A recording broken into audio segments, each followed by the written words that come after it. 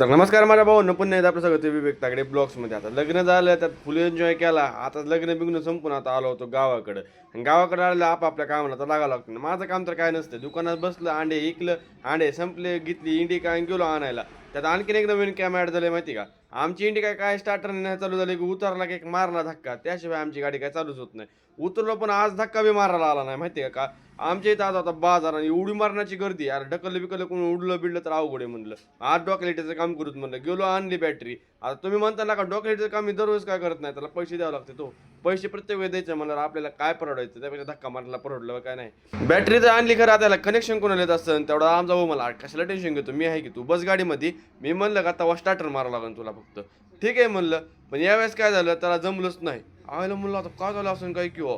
मग आले आमचे काका, आता काकाने बी एकदा ट्राय केलं, असा आवाज आला, एकदा आवाज ऐका तुम्ही. आता या बॅटरीमुळं समोरची आणलेली बॅटरी बी उतरून गेली. आता काय करावं लागेल काय किंवा. काका म्हणले एखाद्या त्यातलं डिझेल संपलं असेल तर डिझेल आण. गेलो डिझेल वाल्याकडे, त्याला म्हणलं आता फुल कॅन भरून डिझेल दे बरं. आता इथं टेन्शनच नको आहे आपल्याला 4-5 दिवस.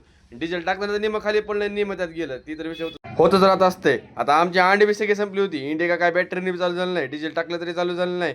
ढकलून तर काय आपल्याला करता येणार नाही आज चालू. तर आजचे दिवस आपल्याला सुट्टीच. ती तर एन्जॉय करतो आपण. तर आपला ब्लॉग कसा वाटला लवकर कमेंट करून सांगा. भेटू उद्या का छोटाशी मिनी ते विवेक तागडे ब्लॉग्समध्ये. Tata bye bye.